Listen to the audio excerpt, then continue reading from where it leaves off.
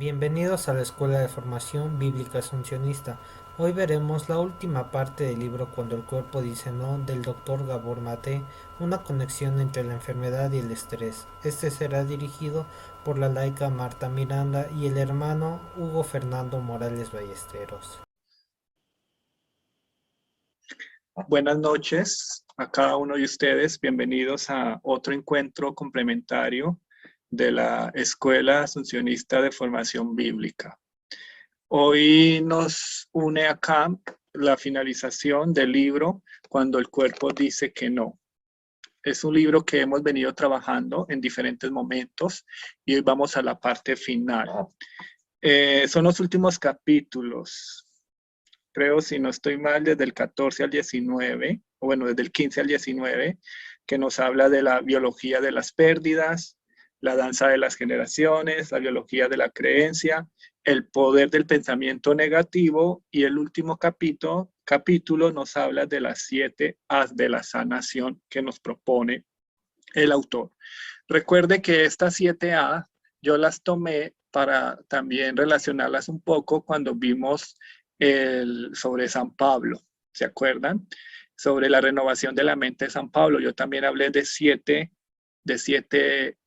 As, de 7 elementos que nos ayudan a renovar toda esta parte. Entonces yo lo tomé de este libro. Obviamente aquí este libro nos habla más a nivel biológico, digámoslo así, a nivel como científico, pero es muy interesante ver esta parte.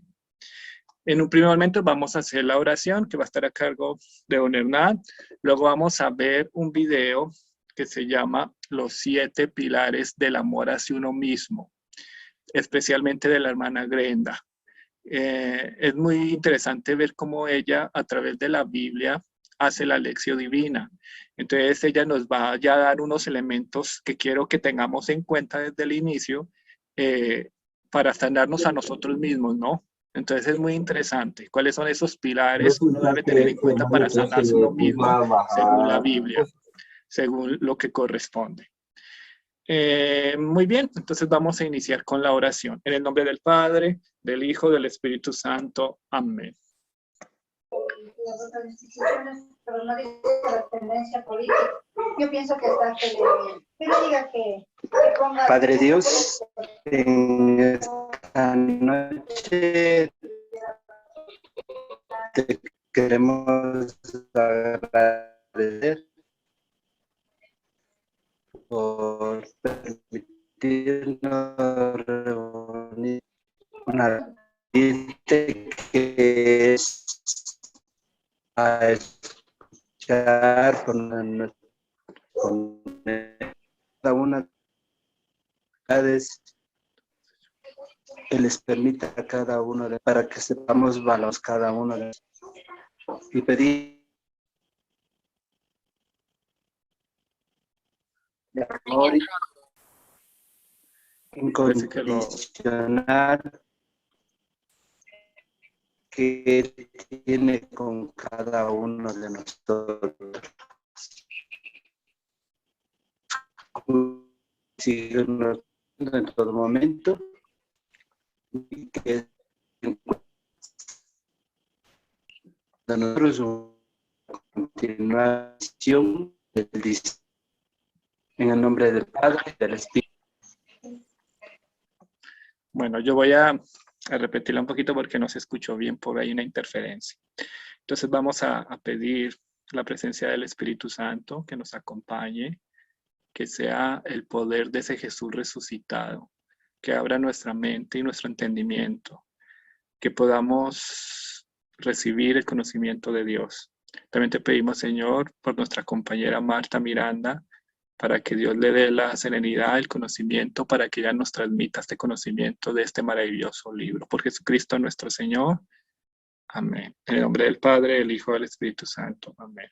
Entonces, como les decía, a continuación vamos a ver un video de la hermana Grenda que se llama Los 7 pilares del amor a uno mismo. Entonces, yo sí quiero que estén muy atentos porque ella lo retoma desde la Sagrada Escritura. Y esto después lo vamos a conectar en la parte final, después que hagamos la explicación del libro. Entonces, bienvenidos. Les pido por favor mantener los micrófonos cerrados para que valoremos este video Bueno, regáleme un minuto, ya los ubico.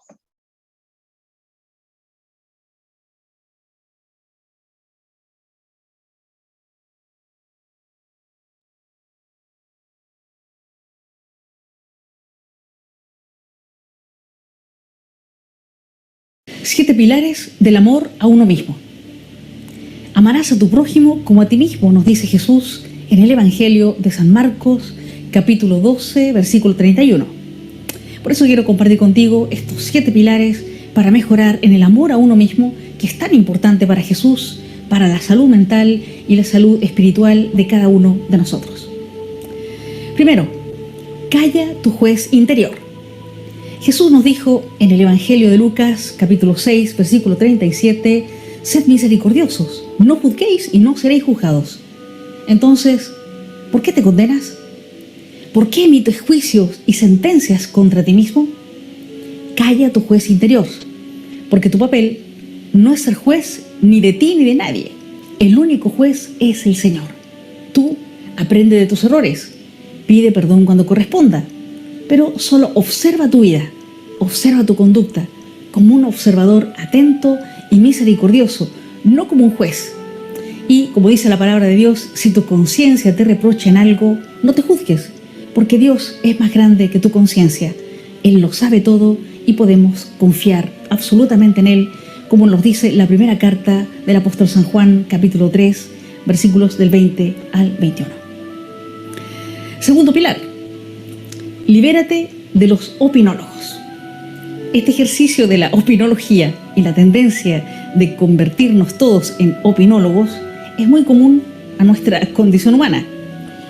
Así ironiza Jesús contra los opinólogos de su época. Fíjate cómo les dice, habla de ellos en el Evangelio de San Mateo, capítulo 11, 18 al 19. Dice Jesús de los opinólogos sobre él de su época. Oye, vino Juan que no comía ni bebía y dicen, está endemoniado. Vino el Hijo del Hombre que come y bebe y dicen, mirad qué comilón y bebedor, amigo de recaudadores y pecadores. Jesús, como ves, está perfectamente enterado de lo que dicen los opinólogos sobre él. Si no, no hubiera dicho lo que dijo. Pero su interés es hacer la voluntad del Padre y llevar a cabo su obra, como nos lo dice en el Evangelio de San Juan, capítulo 4, versículo 34. Y por eso Jesús se libera de la opinología, de toda la opinología que le rodea. Tú también puntualmente puedes interesarte por los opinólogos, pero no andes preocupado por lo que dicen o dejan de decir de ti. Jesús, como dice el libro del Apocalipsis, capítulo 1, versículo 5, Él es el testigo fiel de tus días. Él es el testigo fiel de tus noches, de tus luces y tus sombras, y su opinión es la única que cuenta. Tercero, rompe con los autosabotajes. Muchos pensamientos, muchas acciones y comportamientos de manera consciente o inconsciente que te están impidiendo alcanzar un objetivo importante en tu vida, le llamamos autosabotajes. Fíjense que la Biblia nos narra mucho de estos autosabotajes, pero me detengo en Moisés.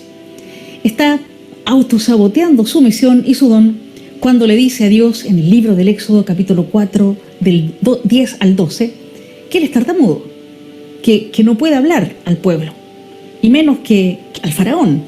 Así que le pide a Dios envíe a otra persona, pero Dios no se rinde y le sigue insistiendo. Menos mal que al final Moisés da el paso, deja de autosabotearse, cree en su don y se convierte en el liberador de Israel. Si no, el éxodo nunca hubiera sucedido. Deja de poner excusas, por ejemplo diciendo no puedo, no seré capaz, es demasiado para mí, voy a fracasar. Dios sabe de tus flaquezas y ojo, cuenta con ellas. No te preocupes por tus debilidades. Dios te capacitará para toda obra buena, como dice la segunda carta a Timoteo, capítulo 3, versículo 17. Además, puedes incluso gloriarte de tus debilidades y flaquezas, porque como dice San Pablo en la segunda carta a los Corintios, capítulo 12, del 9 al 10, muy a gusto presumiré de mis debilidades, dice Pablo, para que se manifieste en mí toda la fuerza de Cristo, porque cuando soy débil, entonces soy fuerte. Cuarto, no te insultes y trátate con respeto. Me ha tocado muchas veces escuchar a muchas personas diciéndose a sí mismas: he sido una tonta, fui un estúpido. Algunos incluso se autoagreden, físicamente incluso, en la cólera que les da hacia sí mismos. Jesús, sin embargo, nos dice: quien se deje llevar por la cólera contra su hermano responderá ante el tribunal. Quien llame a su hermano inútil responderá ante el consejo. Y si Jesús, en el Evangelio de San Mateo, capítulo 5, versículo 22, que acabamos de escuchar, nos pide evitar esto hacia los demás, ¿por qué nos tratamos mal a nosotros mismos? ¿Por qué nos tratamos mal insultándonos mentalmente o verbalmente? ¿Por qué no nos tenemos paciencia y comprensión? Este trato delicado, comprensivo y respetuoso hacia ti mismo será una gran fuente de salud y paz dentro y fuera de ti. Quinto, acéptate incondicionalmente y aprecia lo que eres. Es que si fuera más eficaz, es que si fuera más productivo, es que si fuera más guapo, me sentiría más feliz conmigo mismo. Es que no progreso en la vida, ¿cómo me voy a aceptar así? Si fuera mejor en esa área, seguro me querría más. Es que no ayudo suficientemente a la gente, no soy lo suficientemente buena persona, por eso no estoy contento conmigo mismo. Si al menos no fuera tan insegura, sería más feliz. ¿Te son familiares algunas de estas condiciones que pone la gente para poder estar bien consigo mismos? Al igual que en la parábola de los invitados al banquete que nos presenta justamente el Evangelio de San Lucas, capítulo 14, del 15 al 24, estos invitados presentaron excusas para no asistir al banquete. ¿Qué pasaría si no pones condiciones o excusas para aceptarte a ti mismo, así como eres, y entrar en el banquete de la aceptación incondicional de ti mismo? Sexto, cuida tu templo. ¿No sabíais que sois templo de Dios y que el Espíritu de Dios habita en vosotros? Si alguien destruye el templo de Dios, Dios lo destruirá, porque el templo de Dios, que sois vosotros, es sagrado. Esta tremenda afirmación la hace San Pablo en la primera carta a los Corintios, capítulo 3, versículo 16 al 17. Así que el templo hay que cuidarlo, limpiarlo, llenarlo de lo sagrado. En el templo se vive una rutina sana, no se puede hacer cualquier cosa. Piensa por un minuto en esta afirmación: soy templo de Dios. ¿Me valoro como tal? ¿Me trato y me cuido como tal? ¿Tengo una rutina sana? Y por último, rompe con las imágenes que tienes de ti mismo. No te harás escultura ni imagen alguna, ni de lo que hay arriba en los cielos, ni de lo que hay abajo en la tierra. Este famoso texto del libro del Éxodo, capítulo 20, versículo 4, que muchos hermanos interpretan como si a Dios no le gustara, como si Dios prohibiera la escultura, la pintura o el arte religioso, es muchísimo más profundo que esto que aparentemente quiere decir. Lo tremendo, lo más grande, es construir imágenes mentales, negativas o incorrectas de Dios o de nosotros mismos, porque estas imágenes te están impidiendo acceder a la realidad de Dios, a la realidad de los demás, a la realidad de ti mismo. Esto le pasó al profeta Samuel, en el primer libro de Samuel, capítulo 16, versículo 7. El profeta buscaba al elegido de Dios para ungirlo como rey, pero por la imagen mental que él tenía en su cabeza de lo que debería ser un escogido por Dios, pensaba que el hijo de Jesé, más fuerte y más atractivo, debía ser el elegido de Dios. Samuel jamás se hubiera percatado de David, porque la imagen mental que el profeta Samuel tenía en su cabeza de quién debería ser el elegido de Dios, que le impedía ver la verdad. Rompe con la imagen, con las imágenes que has hecho de ti mismo. Rompe con esa imagen que defiendes o la imagen que temes. Ese no es tu yo verdadero. Tu vida y tu verdadero yo están escondidos en Cristo Jesús, como nos lo dice la carta a los Colosenses, capítulo 3, versículo 3. La canción que te invito a escuchar y a cantar a continuación nos dice con palabras del libro del Cantar de los Cantares, capítulo 8, versículo 7, que las muchas aguas no podrán apagar el amor. Es decir, nada que hagas o dejes de hacer puede apagar el amor que Dios te tiene. Así que respetémonos y amémonos a nosotros mismos porque somos amados incondicionalmente por Dios.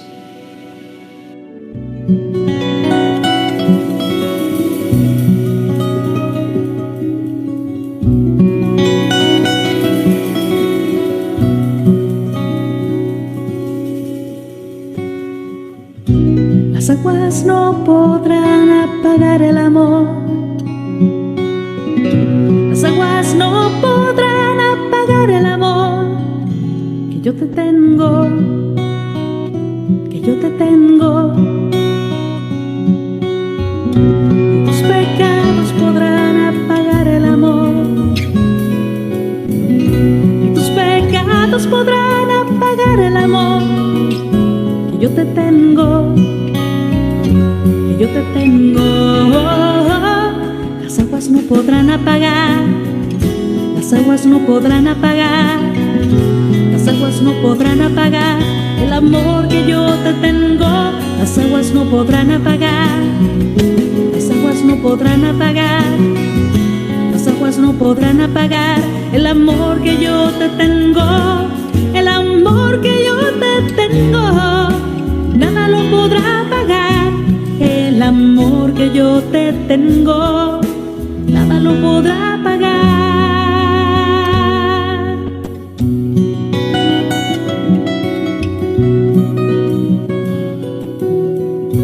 Las aguas no podrán apagar el amor. Las aguas no podrán apagar el amor que yo te tengo, que yo te tengo. Tus pecados podrán apagar el amor. Tus pecados podrán apagar el amor que yo te tengo, que yo te tengo. Las aguas no podrán apagar, las aguas no podrán apagar, las aguas no podrán apagar el amor que yo te tengo, el amor que yo te tengo. Nada lo podrá apagar, el amor que yo te tengo, nada lo podrá apagar.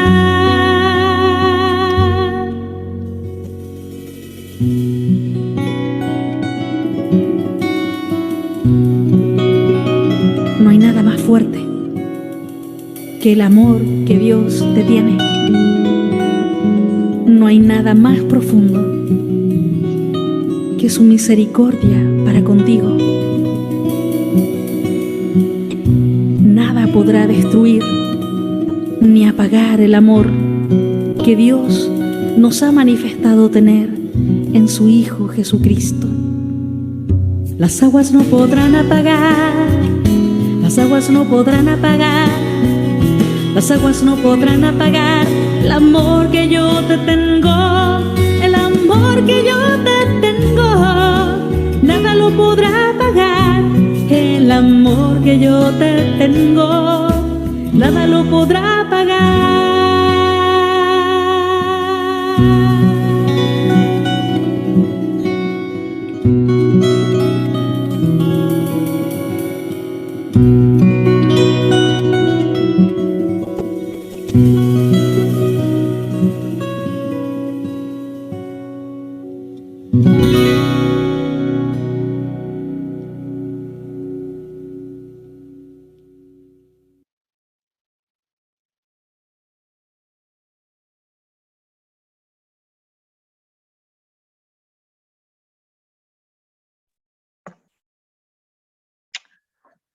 Muy bien, muy interesante.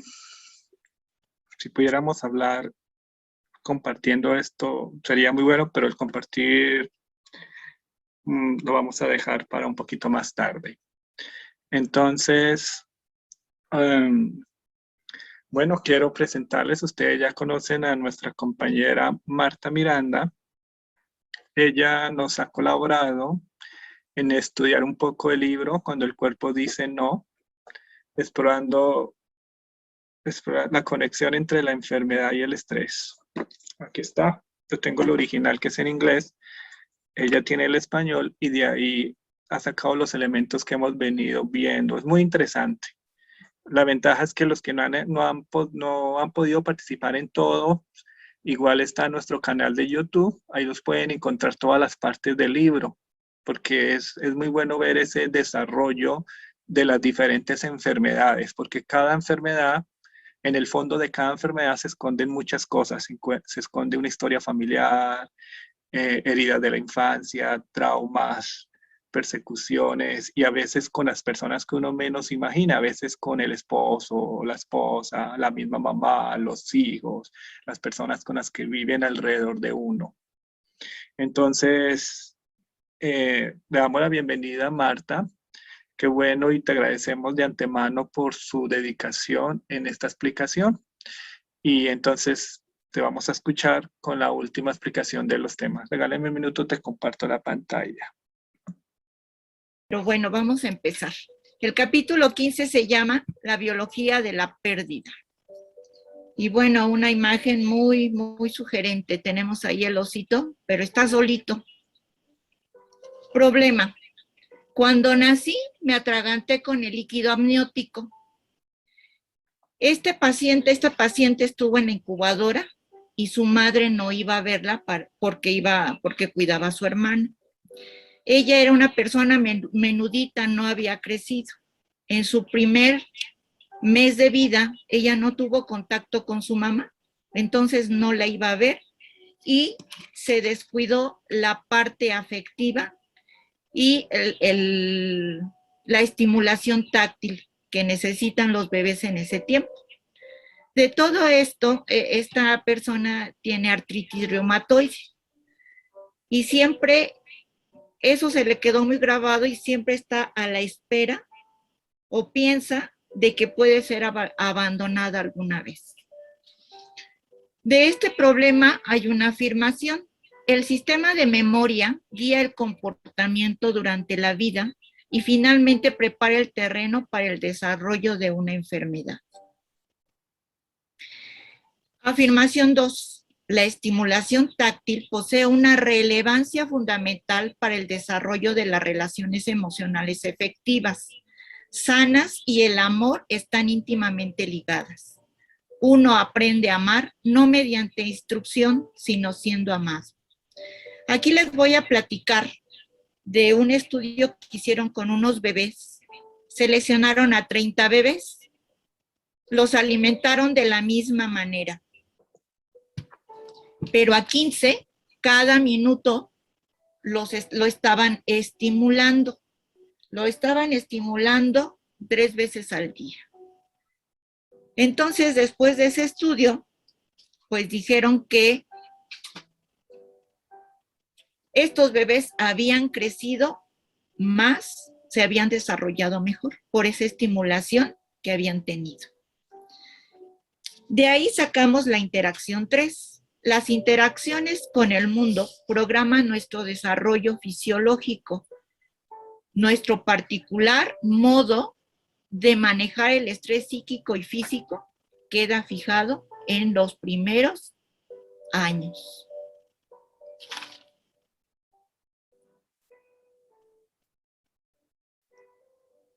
Pero en algunas familias han estado tan bien hechas que surge una pregunta.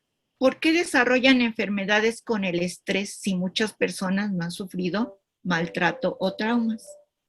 La respuesta es porque las personas sufren enfermedades no porque se les infligiera algo, sino porque se les reprimió algo bueno.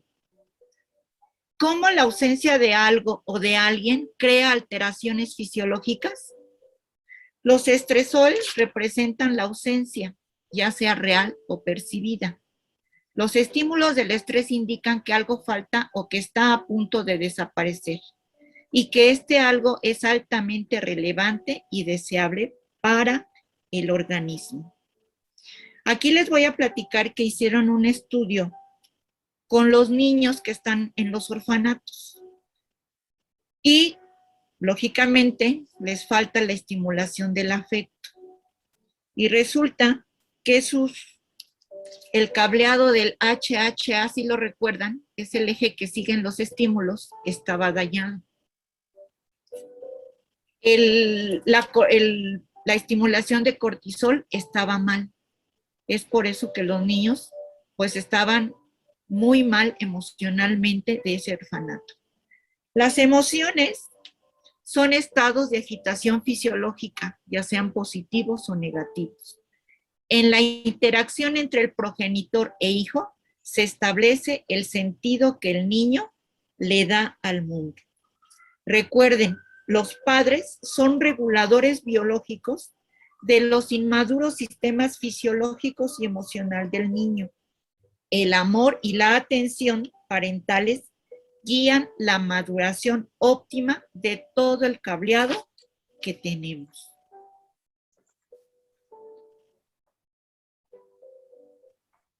Para satisfacer las necesidades de apego se requiere más que la proximidad física y el tacto. Se necesita una conexión emocional enriquecedora con cualidad de armonización, que es un proceso sutil e instintivo. ¿Qué significa eso? Que yo quiero mucho a mi hijo, lo amo, lo adoro, pero ¿cómo se lo expreso? Debe ser un acercamiento de calidad. Como dice ahí, debe hacer una conexión emocional en armonización, que me entienda, que yo lo entienda, que sepa entender todas las necesidades de afecto que tiene mi hijo. Las separaciones próximas de los padres están presentes, pero emocionalmente ausentes. ¿A qué se le llama separaciones próximas? Es decir, los papás viven en el hogar, pero están ausentes. Llegan ya muy tarde de trabajar y los hijos están ahí. Como se dijo en un capítulo anterior, somos vistos pero no oídos. Todo esto se convierte en parte de la programación psicológica de la persona y forma parte de la biología de la pérdida. Pasamos al siguiente capítulo, se llama El baile de las generaciones. El baile de las generaciones dice así: el cuidado materno durante la infancia temprana sirve para programar respuestas de comportamiento al estrés en los hijos. Esto pareciera, de acuerdo a la información que hemos estado leyendo y que yo les he transmitido, pareciera que los padres son los culpables de desarrollar posteriormente enfermedades en los hijos. Pero vamos a analizar el capítulo. Las madres angustiadas tienen más probabilidades de criar hijos con ansiedad generación tras generación. Este mismo comportamiento se va a ver reflejado en la adolescencia. ¿Qué significa? Que así como a los padres les enseñaron a criar a los hijos, los padres lo van a hacer y nosotros aprendimos de los padres y así lo vamos a transmitir. La crianza, en pocas palabras, es un baile de generaciones. El estrés se transmite transgeneracionalmente.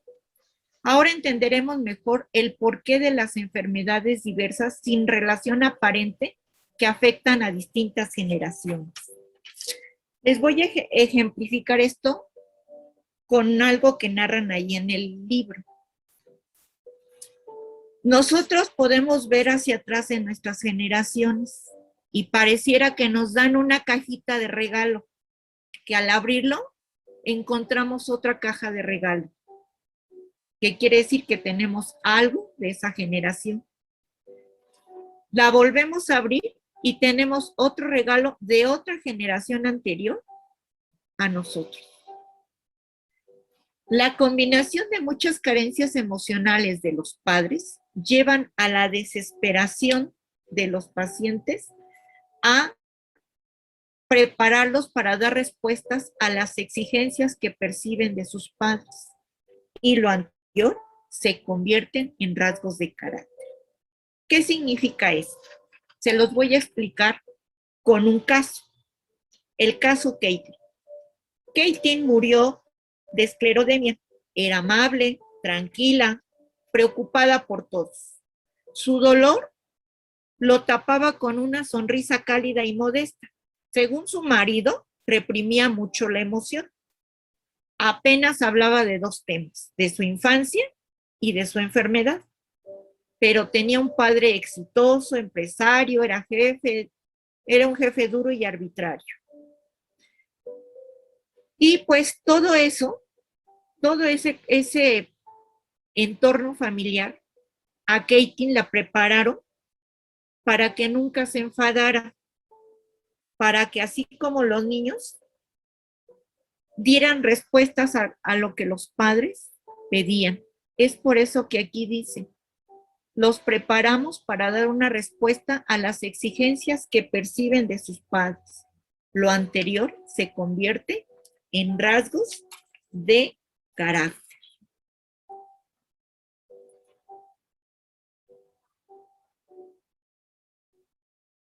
Hans Selye, fundador del estudio del estrés, desarrolló el concepto de adaptación. Esta adaptación tiene una ventaja. Es como si tuviéramos reservas ocultas de la adaptabilidad o energía de la adaptación por todo el cuerpo. Solo cuando hayamos consumido toda nuestra adaptabilidad, seguirá el agotamiento irreversible general y la muerte.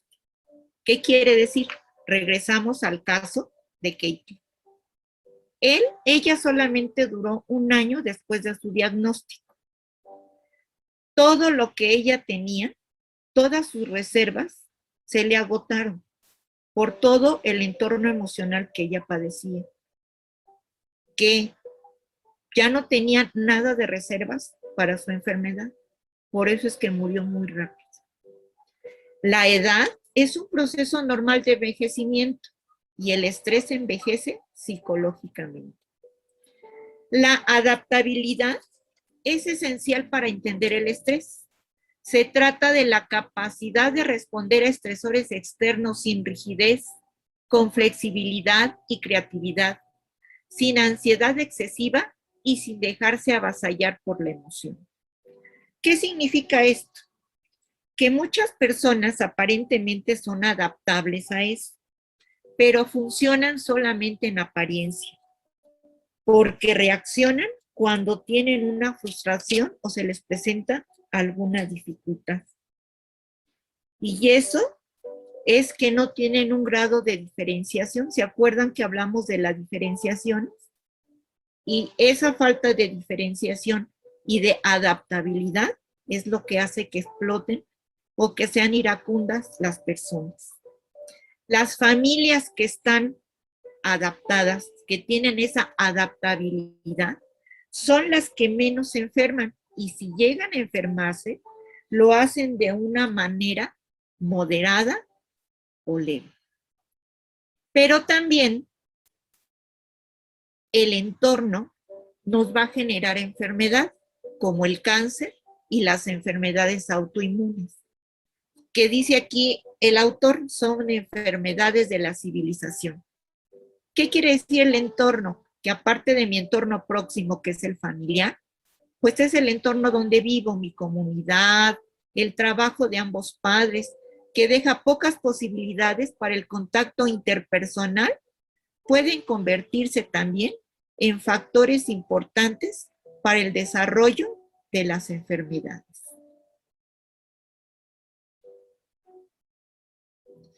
Ahora pasamos al capítulo 17, que se llama La biología de la creencia. Vamos a hablar un poco del genoma humano.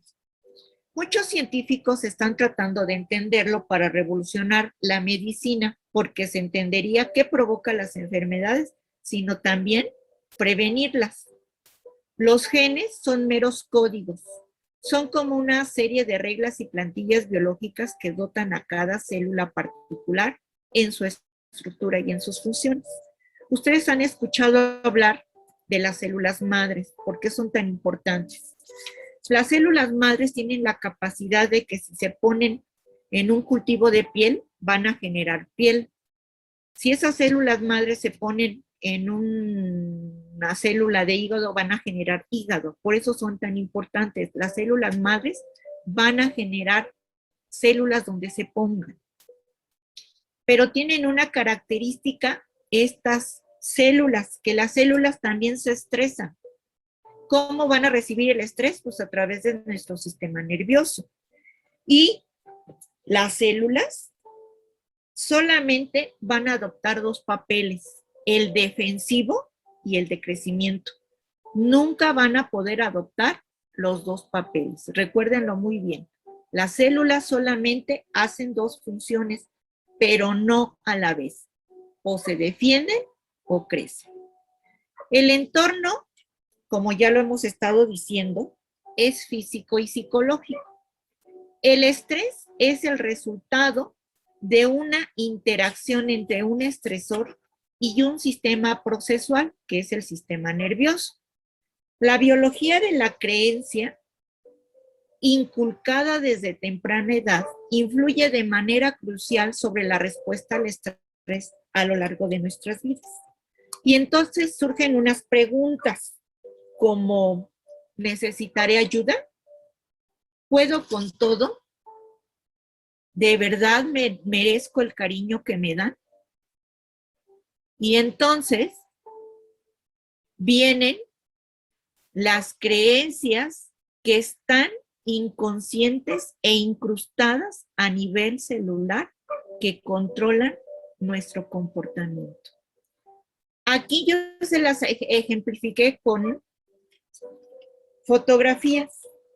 Ustedes las van a identificar. Fíjense bien, creencias que están inconscientes e incrustadas a nivel celular. Número 1, debo ser fuerte. No es que carezca de fuerza, sino que las exigencias que me impongo, son imposibles. Esto es un mecanismo de defensa. Es no admitir debilidad. Creemos que somos fuertes para soportar cualquier vicisitud en solitario. 2, no está bien que me enfade, tal como me educaron mis papás. Nunca debo mostrarme enfadada. ¿Ya identificaron cuál se refiere? 3, si me enfado, no me querrán. Y entonces aquí viene la represión de la ira. Porque a las personas no les gustan las personas enfadadas. 4, soy responsable del mundo entero. Tengo que pensar por ella, tengo que buscar qué le gusta. Quiero salvar al mundo. 5, puedo con todo.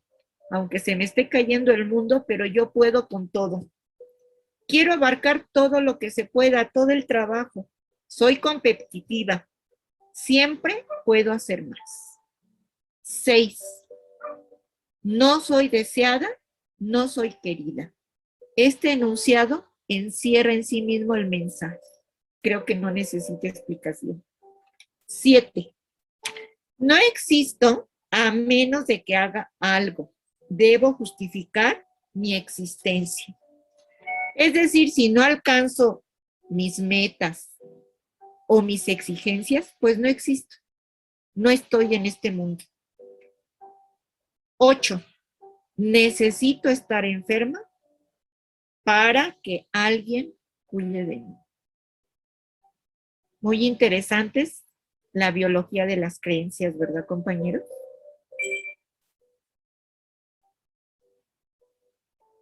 Siguiente.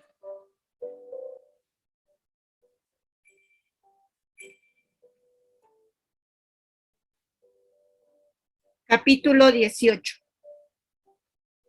Perdón, se me adelantó uno. El poder del pensamiento negativo.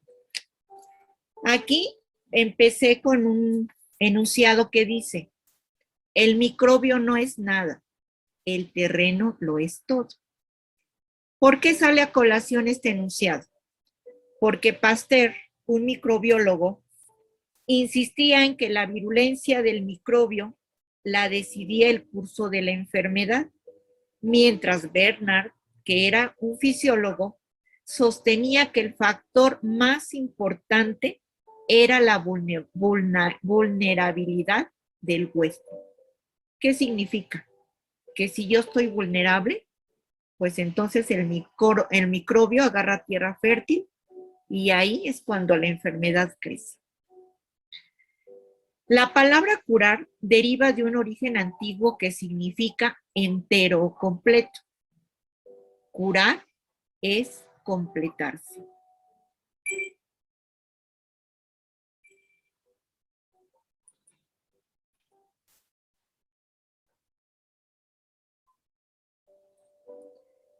Antes de leer esta diapositiva, les voy a contar algo para que ejemplifique mejor el pensamiento del poder negativo.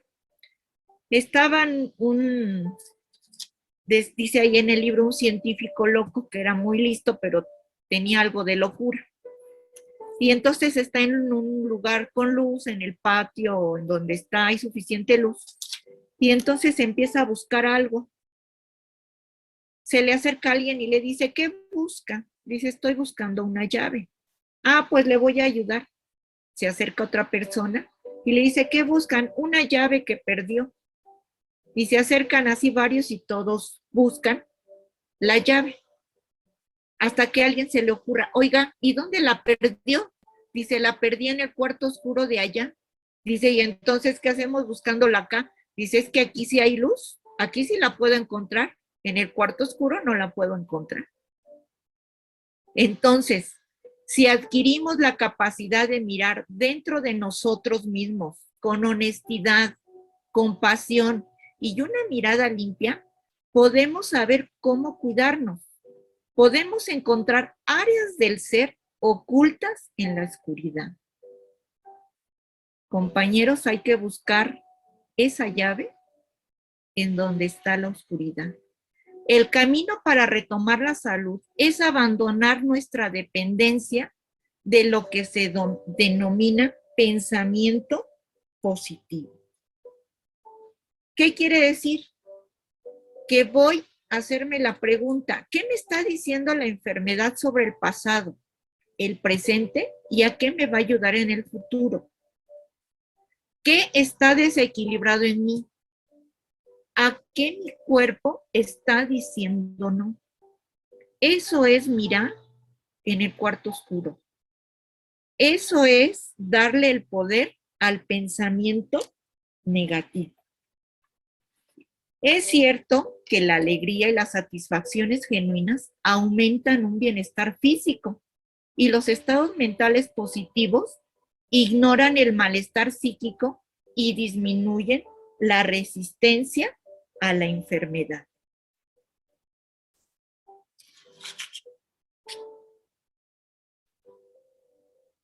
¿Qué significa? El pensamiento negativo ayuda a empoderarse y librarse del autoengaño que mantienen sumidas en patrones de comportamientos autolesivos. Nos permite vernos como realmente somos. Esta manera que te tratas a ti misma es como te tratas a los demás. Esta pregunta la acaba de hacer la hermana Glenda en el video, si ustedes recuerdan. Hay que tratarnos como nosotros queremos ser tratados. Cuando llega una amiga, un conocido, un familiar, lo tratamos de la mejor manera. Le ofrecemos todo. Siéntate, ¿cómo estás? ¿Qué tienes? Así debemos tratarnos nosotros. A veces ocultar las emociones negativas en ciertas circunstancias tiene sentido, pero muchos lo hacemos todo el tiempo y en forma automática. Así es que, compañeros, yo los invito de verdad a buscar esa llave en el cuarto oscuro, no donde haya luz. La salud no es una mera cuestión de pensamientos felices, escribe Candace Pert, investigadora molecular. A veces podemos dar un gran paso hacia la curación poniendo en marcha el sistema inmunitario con un estallido de ira largamente reprimido. Y llegamos al capítulo estrella. Capítulo 19. Las 7 pautas de la curación. Antes de empezar este capítulo, les voy a contar un artículo que publicó una revista de medicina, en donde narran la curación espontánea de un hombre de 74 años. Su cáncer fue hallado en un lunar y sufrió una recurrencia a los 7 años. Pero ya cuando le ocurrió eso, ya no quiso ningún tratamiento.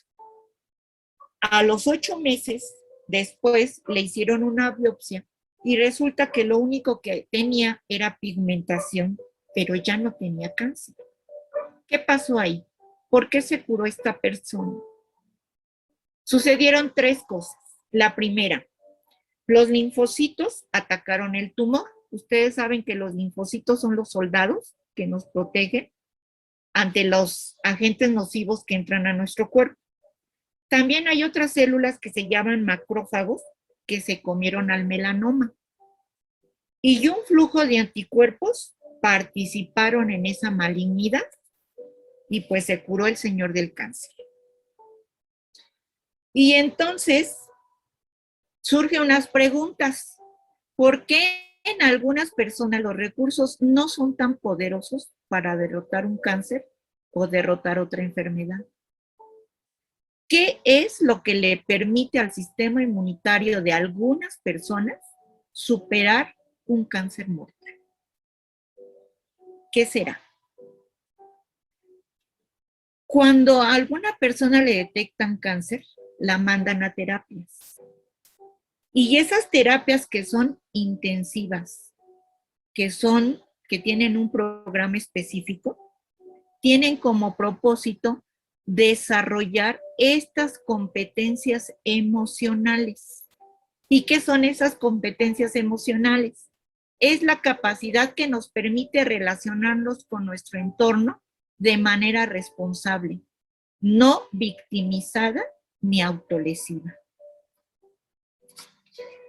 Para tal efecto, el doctor Maté busca las 7 pautas de la curación.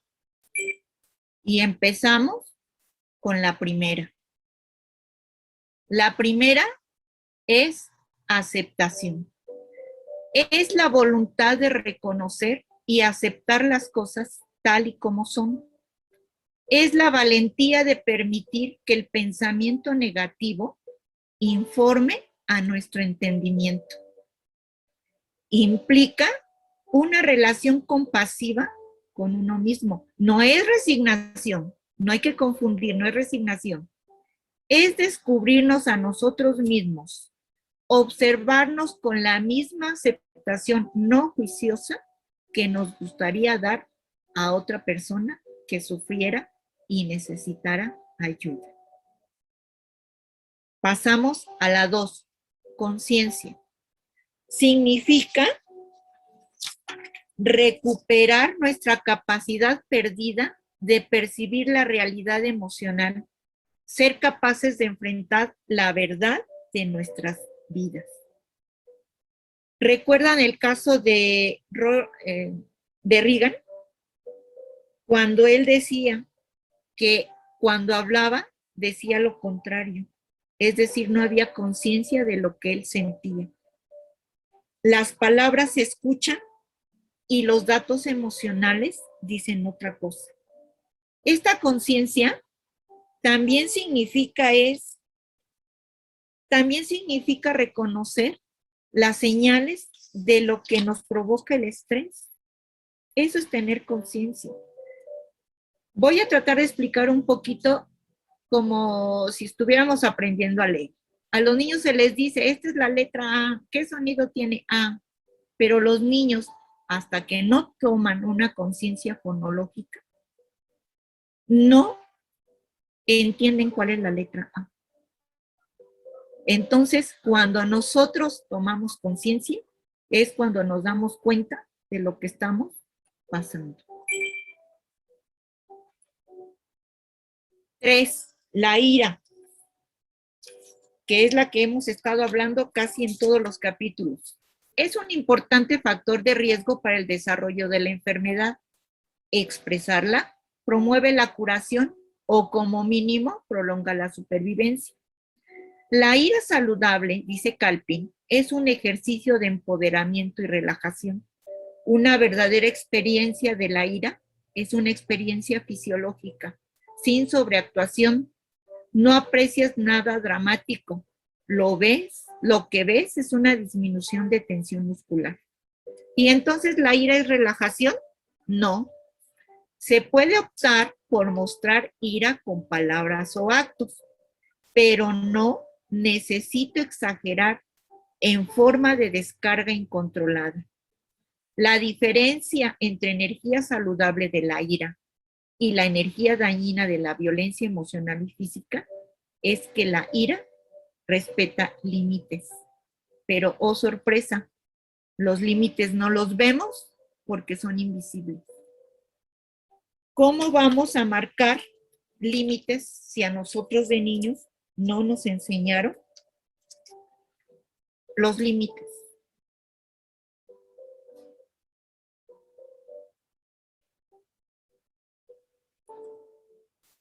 La otra pauta, la 4, autonomía. Es la capacidad de hacerse valer abiertamente aquello que valoramos y esperamos de la vida en este momento y lugar específico de autorreferencia interna. Es el desarrollo de ese control interno que tenemos. ¿Qué es autonomía? Es autogobernarme, es tomar decisiones de lo que yo quiero hacer. Es decirme a mí qué quiero, qué no quiero, qué quiero más de esto, qué no quiero más de esto. Eso es autonomía. Hacerse valer abiertamente. Apego. Apego es la conexión con el mundo. El apego siempre debe ser sano. Y de una manera sana es valorarme, tener amor propio y tener la mejor versión de mí. Porque si entonces vamos a tener un apego que no es sano, es cuando viene el miedo, cuando entramos en un conflicto de manipulación, de inseguridad, que va a destruir mi amor propio y también mi autoestima. 6, aseveración. Es la declaración ante el mundo y ante nosotros mismos que somos quienes somos. Es la proclama de nuestro ser, una valoración positiva de nosotros mismos, al margen de nuestra historia, personalidad, habilidades o percepciones que el mundo tiene de nosotros. ¿Cómo lo entiendo yo? Yo soy Marta Miranda Gutiérrez y yo valgo porque yo soy. Yo no valgo porque soy nieta del sheriff de mi pueblo.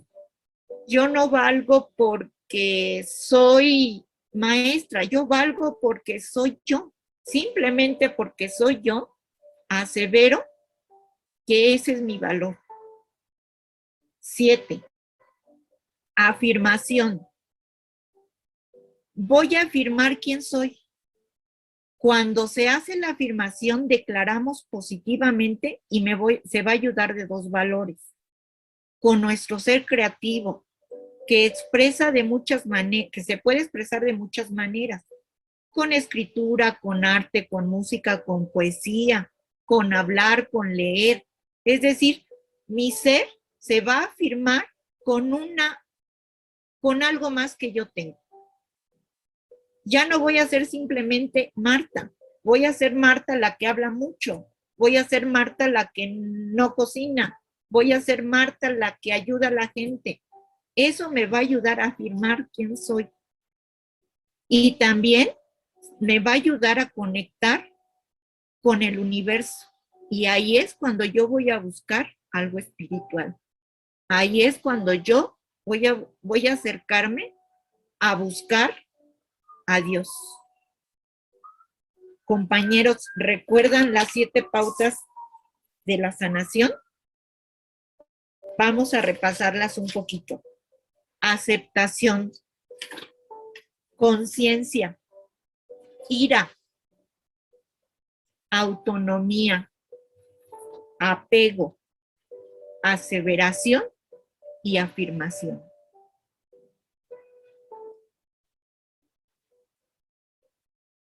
La salud descansa sobre 3 pilares: el cuerpo, la psique y la conexión espiritual. Pues hasta aquí termina el hermoso libro de Hasta la conexión entre el estrés y la enfermedad. Muchas gracias, compañeros.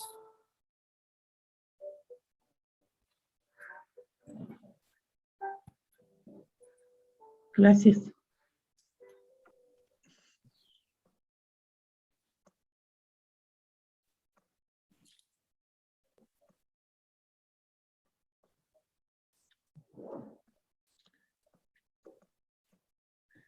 Muchas gracias, Marta, por la presentación. Muy interesante todos los elementos que nos has brindado en esta parte del libro. Verdaderamente el libro se lo recomiendo para que lo puedan comprar y leerlo, porque el libro, Marta, lo que nos presenta es una síntesis, pero en el libro ustedes encontrarán muchos más casos, testimonios, explicaciones. Sí vale la pena de conseguir ese libro. Y yo lo veo como un don de Dios. ¿Qué significa que sea un don de Dios? Que lastimosamente mucha gente que ha muerto por enfermedades mortales como el cáncer, bueno, cualquier tipo de enfermedad mortal, ellos no son conscientes de lo que hemos aprendido en el libro. Ellos no son conscientes de que eso se debió por problemas del estrés, por heridas de la infancia, por la situación en que vivía con su esposo, con su familia. Muchas de estas personas piensan que sencillamente fue por un castigo de Dios. Algunos lo ven así. Es que es un castigo de Dios, es que Dios lo permitió, es que es el destino, es que es hereditario, pero nunca van a esa profundidad. Entonces yo les digo que analizar este libro en su totalidad es un regalo de Dios, especialmente a nosotros, a los que estamos aquí, en el sentido que nosotros tenemos la oportunidad de preocuparnos más por nosotros mismos, de esa parte emocional, de cómo nos sentimos, de cómo llevamos esta parte en lo que estamos haciendo. Es algo muy lindo. Ya quisiéramos nosotros haber conocido este libro hace 20 años o cuando éramos jóvenes, ¿no? Pero nunca es tarde. Entonces ya saben ustedes, todos los que están acá, si alguno no lo quiera Dios, tiene una enfermedad grave en el futuro, es porque no asimiló bien este texto. Y ya saben, ahí nos da las 7 claves de lo que está de la sanación, que son muy interesantes para profundizar e investigar. Muy bien, preguntas antes de pasar al compartir en pequeñas salas. Aquí hay una. Bueno, pero primero démosles un fuerte aplauso a doña Marta Miranda por su exposición, de verdad muy bien explicado todo. Te agradecemos, Marta. Mil disculpas porque el internet falló y estaba yo no nerviosa, pero ya me estaba preocupando. Dije, creo que ya el hermano Hugo no quiere que hable, pero no era él, era mi internet. Mil disculpas. Pero muy bien, porque ahí todos tuvimos un poquito de paciencia y lo pudimos escuchar, tan interesante exposición. Muy bien, Marta, yo sí tengo una pregunta sobre el libro. Yo quiero que nos amplíe un poco más del pensamiento negativo, porque uno puede malinterpretar estas categorías desde el autor. porque siempre nos han enseñado que no es bueno tener un pensamiento negativo, no tener muchas ideas negativas sobre uno mismo, que eso influye en nuestras creencias, en nuestras emociones, pero el autor no está hablando de ese tipo de pensamiento negativo, él está hablando de otro tipo de pensamiento negativo. Entonces, ¿me podías ampliar un poco más de esta categoría para que no nos confundamos? Sí, yo creo que no se refiere al pensamiento negativo como nosotros lo tenemos en concepción. Simplemente lo pone como buscar en el lado, digo, no en el lado oscuro de nosotros, sino en el cuarto oscuro. Eso se refiere a positivo y negativo, ¿no? En la oscuridad, porque a veces el pensamiento positivo nos daña. ¿Por qué? Porque vamos a decir, es que todo está bien. No, es que no me pasa nada. De verdad estoy bien. Y eso nos engaña, como dice el libro. Nos mantiene engañados, no nos permite ver más adentro de la oscuridad. Por eso hice esa analogía muy, bueno, y que el libro, más bien el libro lo hace y que yo lo manifesté, de buscar siempre donde no hay luz. A eso se refiere el pensamiento negativo.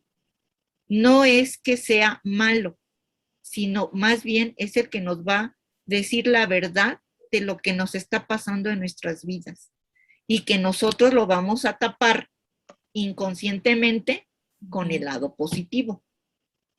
Porque te pasa algo, no, gracias, no, estoy bien, no, no te preocupes. En vez de abrirnos y decir, pues fíjate, si tengo esto, no sé cómo solucionarlo, o ayúdame. ¿Por qué? Porque tenemos la creencia, la biología de la creencia de que yo puedo, soy bien fuerte, no necesito de nadie, y hasta que ya esté enferma, ya toda la familia o todos estamos sobre la persona que necesita nuestra ayuda. Pero, perdón, ya me desvié. Repito, el pensamiento negativo no es que sea malo, es el que nos va a ayudar a ver por lo que estamos pasando. Gracias, Marta. Segunda pregunta. La ira, ¿no? Es muy importante y el autor la coloca como una clave esencial dentro de la recuperación. Así es. Pero hay que tener cuidado que entendemos también a qué tipo de ira se refiere. Exacto. Entonces, ¿nos podría ampliar un poco más de este concepto de la ira, Sí. según el autor, como una pauta de recuperación? La pone como la ira saludable. Aquella ira que se va a manifestar en actos, pero en actos que tienen un límite. Como dije ahí, el límite, los límites son invisibles, no se ven, por eso es que todo el mundo los brinca. Por eso está, este era el límite. Pues sí, porque no los ven. ¿Por qué no los ven? Porque desde pequeños no les enseñaron los límites. Entonces, a eso se refiere. O sea, como dice anteriormente el capítulo, las enfermedades pueden sanar con un estallido de ira, no reprimirla, es decir, sacarla de una manera flexible, de una manera que no dañe a los demás. No tengo que hacer tanto teatro por descargar esa ira. Por ahí dice, entonces la ira es relajación. No, no es relajación. Si ustedes alguna vez han estado enojados, y yo les voy a platicar mi caso, alguna vez me hizo enojar a alguien, y mucho. Entonces, sentí que mi cuerpo era así como muy caliente. Y al mismo tiempo yo traté de calmarme y mis músculos, como dice el libro, se fueron relajando poco a poco y dije, no, es que no está bien. Si hablo, voy a decir cosas que voy a herir a la persona. Mejor me callo, me doy la media vuelta, respiro no del 1 al 10, sino del 1 al 20 y de 2 en 2 para que fuera más rápido. Entonces, ahí, cuando yo estaba leyendo el libro, ahí me reflejé y dije, es cierto, la ira se puede controlar cuando nos han enseñado a controlarla. Digo, a mí no me han enseñado a controlarla, yo a través de mi vida he aprendido eso.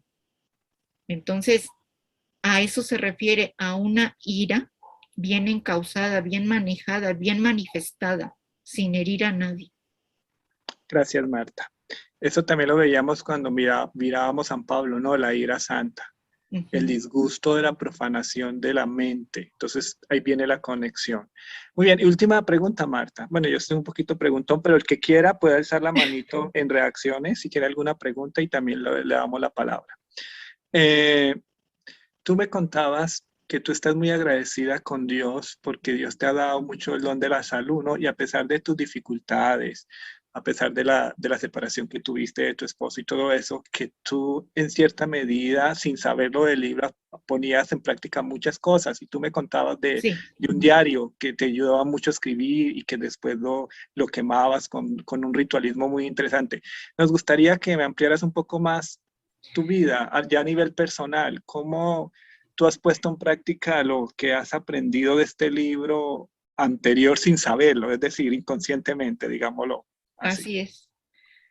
Bueno, pues yo soy una persona normal, ¿no? O sea, también tengo dificultades, tengo problemas y a veces tengo una mamá de carácter muy fuerte. Entonces, pues he aprendido a canalizar a mis emociones de una manera sana. Bueno, yo digo, y me ha funcionado, gracias a Dios, yo no me duele nada, no estoy enferma de nada, a pesar de que tengo los genes de mi mamá, que mi mamá es hipertensa, y pues hasta el día de hoy yo no tengo ninguna enfermedad, me considero una persona sana. Y les digo, también he pasado por muchas situaciones difíciles y lo que me ha ayudado es, en primer lugar, pues la he sacado llorando. Llorar a gusto y que nadie me escuche y a grito tendido, eso me ha ayudado, 1. 2, el escribir lo que yo pienso de la persona que me ha hecho daño, es escribir y decirle en un libro o en una hoja, pues, en un papel expresar, es que fuiste malo, fuiste lo peor, y ahí hasta le puedo decir las palabras más feas que puedan existir, y ahí las escribo. Cuando ya las escribo, siento que me descargo y entonces las guardo. Pero después me surgió la duda, dije, si alguien lo ve, y si esta persona lo ve, no, entonces fui a la vela y lo quemé. Y dije entre mí, por favor, aléjame a esta persona, ya le dije lo que le tenía que decir, y santo remedio. A esa persona no le guardo rencor, estoy hablando del papá de mis hijos, no le guardo rencor, lo pude sacar, lo puedo ver ahora sin ningún rencor, y de verdad que lo digo de corazón, es más, hasta nos saludamos muy bien. ¿Por qué? Porque sané esa parte y eso me ayudó.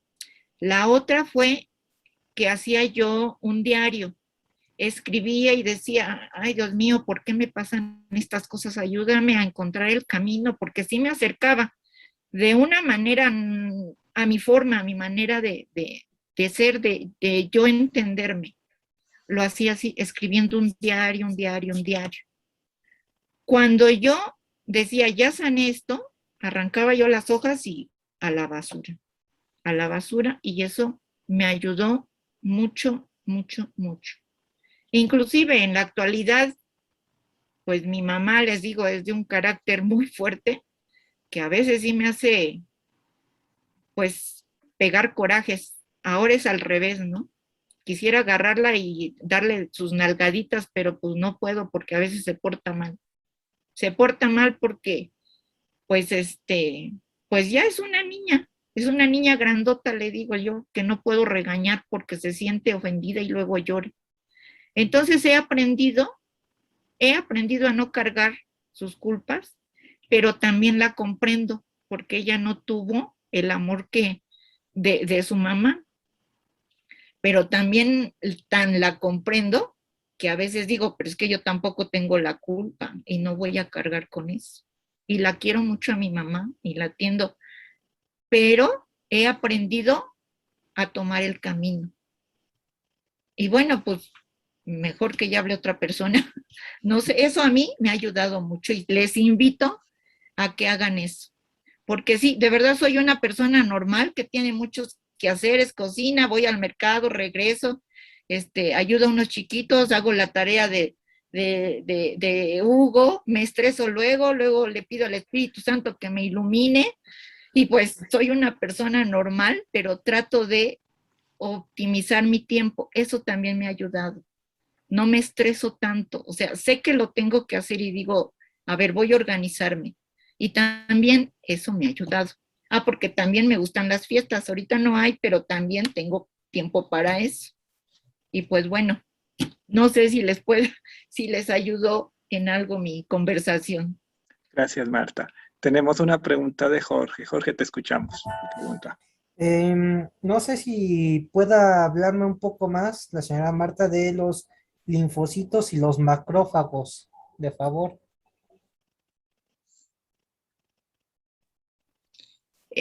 Jorge, bueno, yo no soy doctora, ¿eh? Yo lo que transmito lo he aprendido en el libro. Entonces, sé que los linfocitos son los glóbulos blancos, que son los que forman el sistema inmunitario, que si no están fortalecidos, pues entonces ahí es donde entra la enfermedad. ¿Qué son los macrófagos? Otras células que ayudan a los linfocitos y que tienen otras funciones. Y todo eso va con el torrente sanguíneo, con todas las... ¿Qué será? Cuando estamos bien alimentados, bien fortalecidos emocionalmente, la enfermedad, como dice ahí, o va a ser leve o va a desaparecer muy rápido. Pero creo que de este tema nos puede hablar mejor Paulita, porque ella es su especialidad.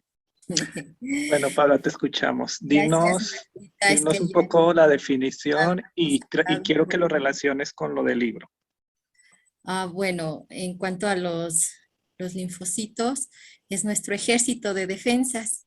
Y por supuesto que cuando estamos muy tristes, cuando no podemos expresar a los jefes lo que sentimos, o cuando a lo mejor a mi mamá no le puedo decir las cosas y me sigo tragando hacia adentro, entonces ahí me empiezo a ser susceptible a cualquier enfermedad.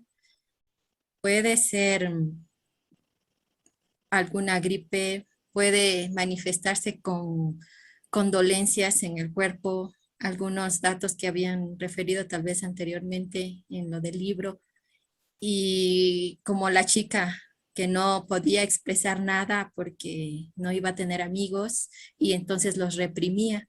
Esa represión tan profunda pues te baja las defensas y queda en un momento en que libre albedrío para que todas las enfermedades que están a nuestro alrededor, a nuestra piel, puedan entrar y acabar con lo más sensible. Puede ser los pulmones, el estómago o a veces el sistema nervioso. En los pacientes de VIH se ve esto bastante. Por ejemplo, cuando yo les tengo que hacer exámenes y perdieron su trabajo, perdieron algún familiar, dice, por favor, no, hoy no exámenes. Y entonces yo les pregunto qué pasó y me contestan y digo, está bien, queda para dentro de unos 15 días o un mes. Pero por favor, dígale al doctor que no me vaya a reclamar. Digo, no, tranquila o tranquila, ¿no? Entonces tiene mucho que ver.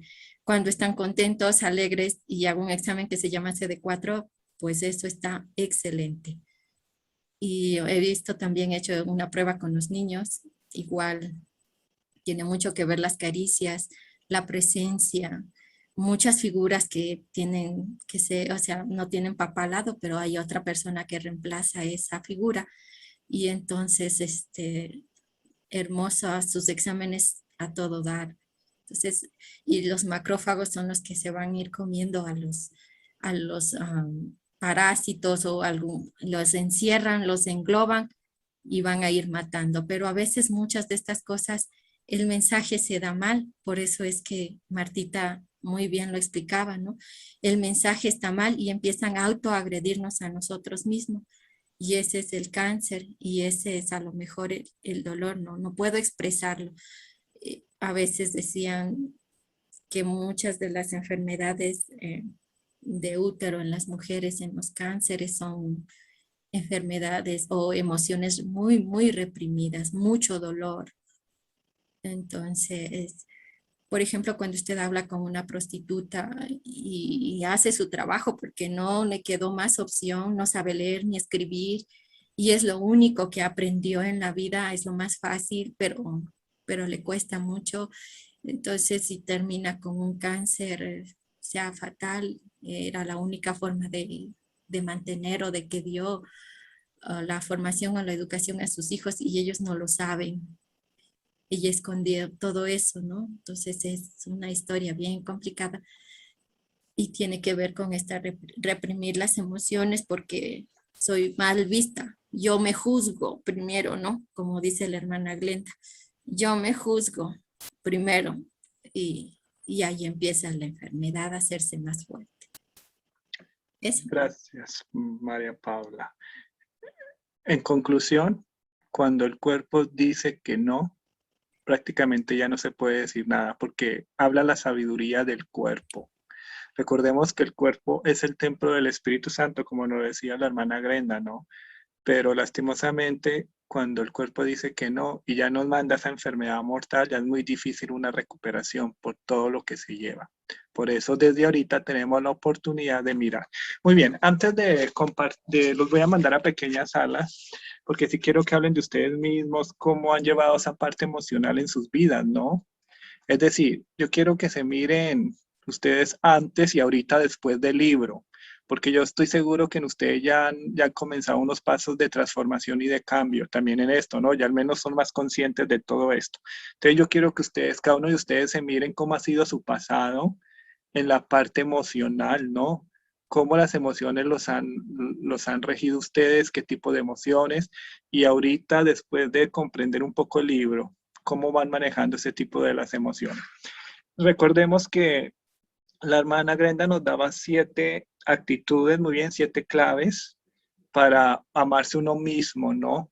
Y que si uno las analiza un poco más, tienen mucha relación con las claves del libro. Podríamos hasta casi unir algunas, porque es casi lo mismo. Entonces ella nos habla de primero, calla tu juez interior. Segundo, libérate de los opinólogos. Tercero, rompe con lo autosabotaje. Cuarto, trátate con respeto, no te insultes. Quinto, acéptate incondicionalmente. Expresa lo que eres, lo que crees. 6, cuida tu templo. Y 7, rompe las falsas imágenes que tienes de tú mismo. Que Marta nos hablaba de las creencias falsas también. Mira que todo está conectado. Y ya el autor, que se llama Gabor Mate, ¿no? Que es doctor y todo también nos da 7 claves de sanación, donde nos dice, primero la aceptación, segundo la conciencia, tercero la ira, cuarto la autonomía, quinto el apego, sexto la aseveración y por última la afirmación. Todo esto nos lleva pues a mirar, ¿no? Que la salud descansa, como nos decía Marta en una de las últimas frases, la salud descansa sobre los 3 pilares, que son pues el cuerpo, la psique y la conexión espiritual. Bueno, el cuerpo ya lo conocemos, la psique viene siendo la parte del alma, ¿no? Que eso viene de un término griego, la psique, ¿no? Y la conexión espiritual, la conexión con Dios. Dice que ahí descansa la salud. Y cuando hablamos de salud, no solo me refiero a la salud física, ¿no? De estar bien, sino a la salud en un sentido holístico. Estar bien en su cuerpo, pero también estar bien en su espíritu, en la relación con Dios, con los demás, con todo el mundo. O sea, la salud acá adquiere un significado general, no específico. Muy bien, entonces, por favor, tienen 10 minutos, entonces quiero que hablen de cómo ustedes han llevado esa parte emocional. Comparten con la otra persona, ¿listo? Entonces, por favor, acepten la invitación.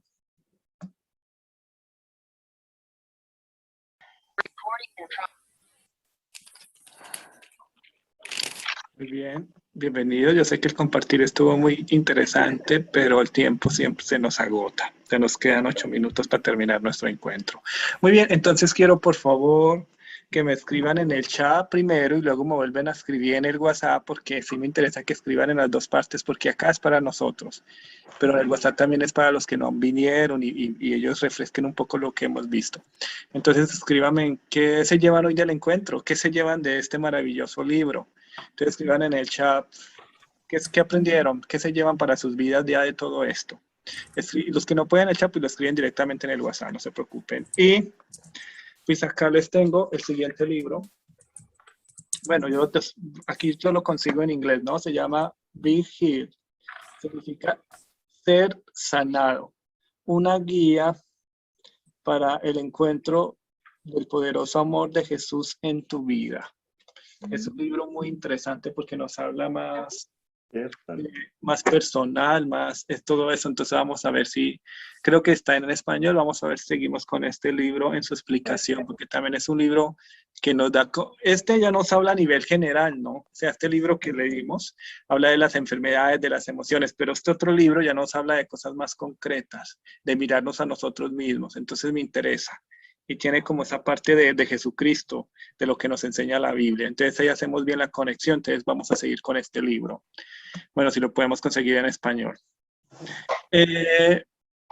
Muy bien, y ya para concluir, antes de hacer la oración, yo quiero preguntarle, Paula, es que te corté allá porque quiero que lo compartamos, quiero que compartas acá esta historia ya para concluir. Entonces te voy a volver a hacer la pregunta y quiero entonces que nos lo diga y te la hago a ti porque como tú trabajas en un hospital hace años, entonces conoces los doctores, las enfermeras, me imagino cantidad de pacientes y todo eso. Entonces, mi pregunta es, dinos así rápidamente, no muy extendido.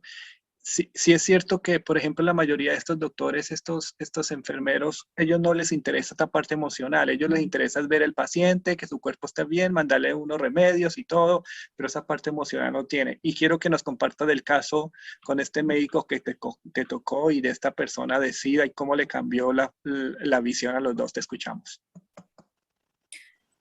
Bueno, una de las situaciones fue esta, ¿no? Que cuando ya nos materializamos mucho, porque los médicos, bueno, en el hospital donde yo trabajo es público, no se paga, pero ellos trabajan también en su parte privada, entonces llegan a ver al ser humano como un objeto para tener su fuente económica.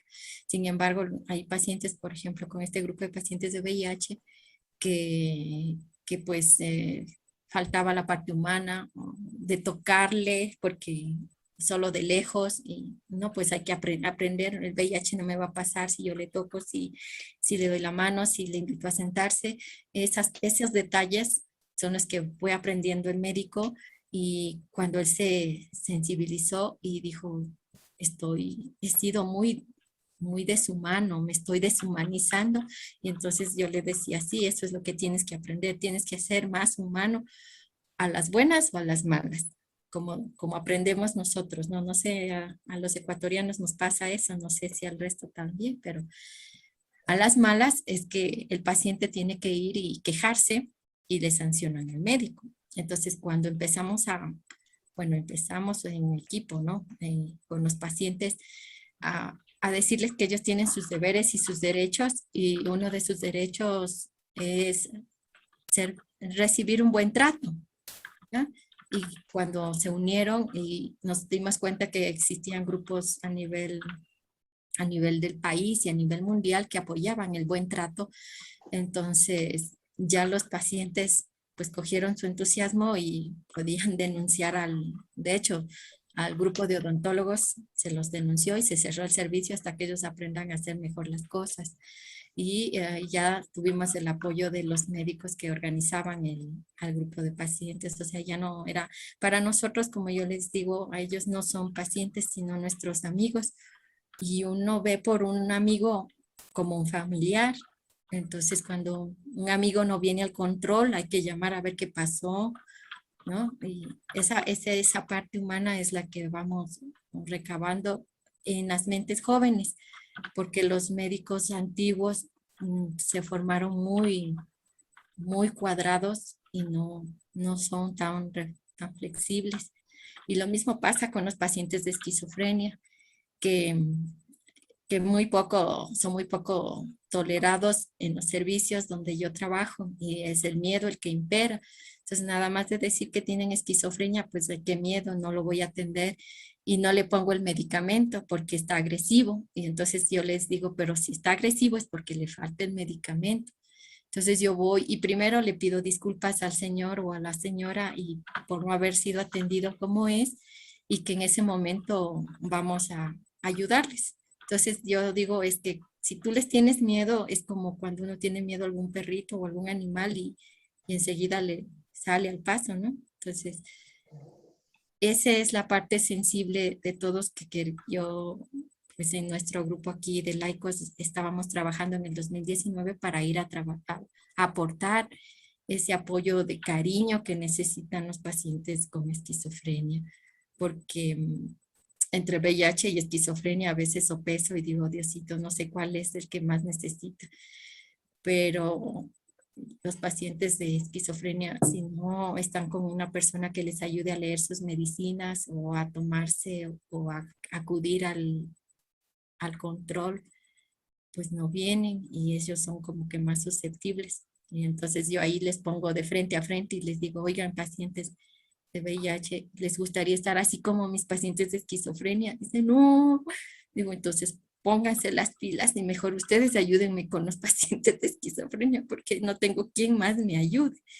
Y así vamos humanizándonos unos y otros y médicos, enfermeras, auxiliares. Una vez al año nos reunimos todos, bueno, con los pacientes de VIH y sus hijos y sus familias y los médicos y enfermeras, odontólogos, laboratoristas con los cuales ellos han pasado todo el año y hacemos una actividad lúdica. Se termina con una misa de acción de gracias y un pequeño compartir, pero durante estos 2 años de pandemia no hemos podido hacerlo. Hicimos ya una actividad inicial con los pacientes de esquizofrenia con actividades lúdicas. Y entonces ellos también están, ¿cuándo nos volvemos a reunir otra vez? ¿Cuándo ya podemos? Entonces ese aspecto para que se involucre las personas que les tienen miedo con los pacientes. Esa parte es una bendición, digo yo, de poder enfocar desde los dos lados, porque somos todos seres humanos con algunas diferencias físicas y emocionales y quizás esto es el complemento para poder aprender a trabajar en la viña del Señor. Muchas gracias, Paula. Muy bonito testimonio. Muy bien, y ya para entonces los felicito que nos hayan acompañado en el día de hoy. Ya después estaremos con otro interesante libro para que lo puedan conseguir. Y le damos la palabra a Juan Manuel que nos cierre, por favor, con la oración final. Lo escuchamos en el nombre del Padre, del Hijo y del Espíritu Santo. Amén.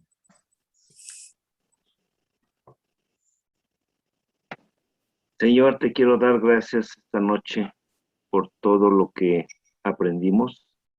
Cada uno te doy gracias también porque vamos a tener que desenvolver todas nuestras capacidades, todo el amor, toda nuestra inteligencia para poder trabajar esas claves, ese amor que no se apague para poder darlo y compartirlo con los demás, principalmente a Dios. Él es el que nos protege, nos da y siempre estar con Él espiritualmente, cada vez que nos llene más de su amor para que podamos compartirlo con los demás hermanos. Te lo pedimos, Señor. Te lo pedimos. En nombre del Padre, del Hijo y del Espíritu Santo.